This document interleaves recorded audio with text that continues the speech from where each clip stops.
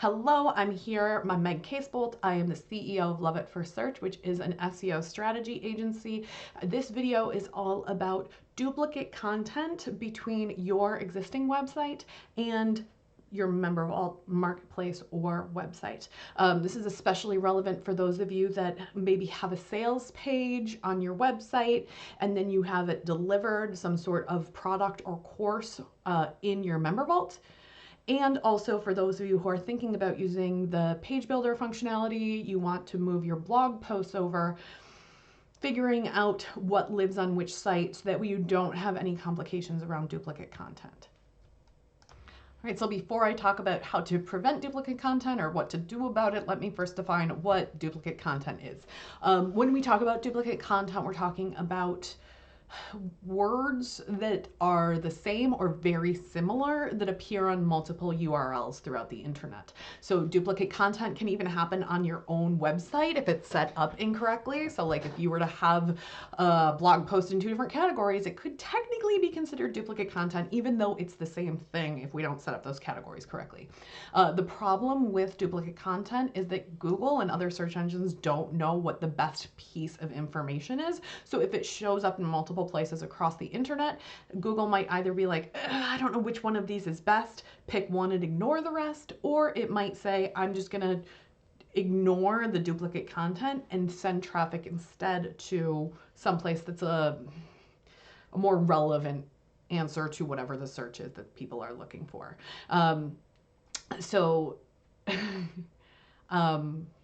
Sorry. Here we go. So duplicate content is not necessarily something that causes a penalty in Google. A lot of people think that if you have the same information in two different places, it's going to be penalized. They think that it will cause a plagiarism problem. That's not necessarily true. There is an estimate out there that like 25 to 30% of the internet is duplicate content. It's very common that people have the same information in multiple places. That is totally okay. But if you do have the same information in multiple places, you need to have a strategy around it. So if you currently, we're going to talk about like blogs first, and then we'll talk about the option of sales pages and products. So if you are in the process or thinking about moving your homepage, your about page, your blog posts from an existing website over to your MemberVault site and turning that into your primary site, while you're in the process of moving those things, it might look like you're plagiarizing yourself. So if you're thinking about moving everything from your existing site over to your MemberVault, you need to have a strategy for this.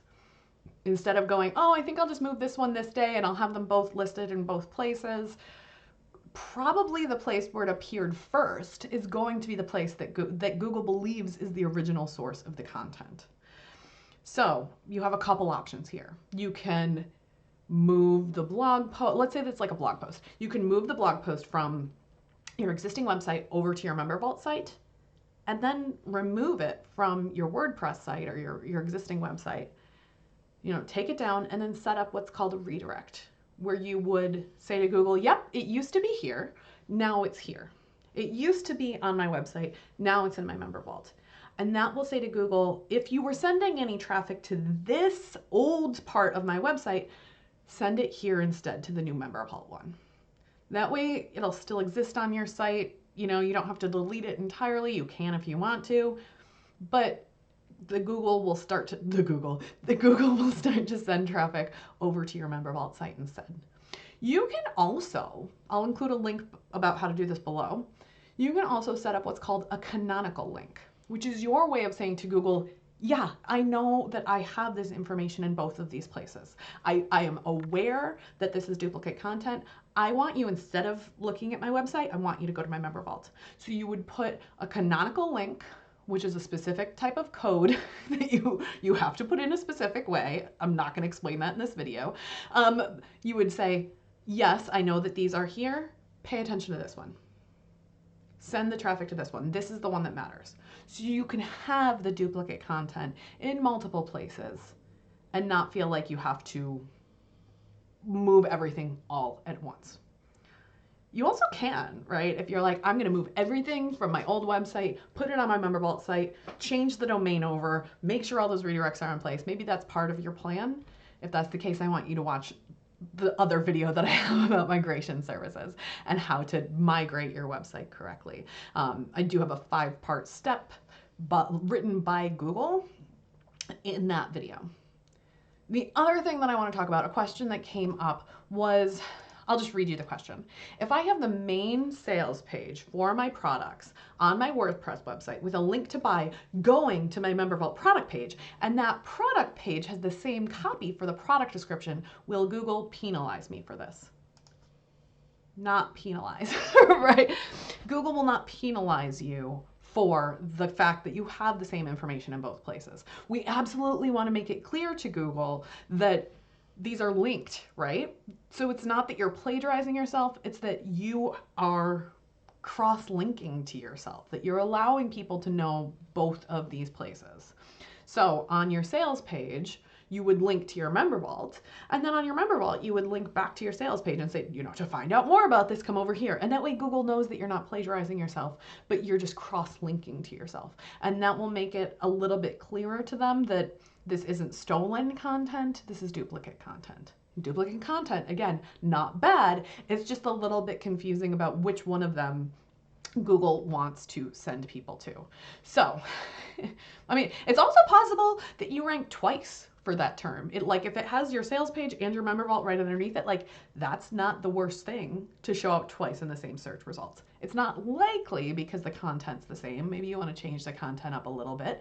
I would say less than 30% to be the same if you want to rank, not have this be a problem. But here's some things to think about. Here's what I want you to think about in terms of this strategy of having a sales page and a product that have the same content. Okay, ask yourself, which place do I want people to find? Maybe you have like a really kick-ass sales page and you just want to use MemberVault for delivery. Okay, cool. You can make the product invisible, so it's still able to be purchased, but it's invisible and you don't have people going to find it. It won't show up in those search results, but they can still access. They can still buy it, right? Or maybe not. Yeah. It's not on your public page, but people can still access that information. So thinking about what you want to put publicly in your marketplace.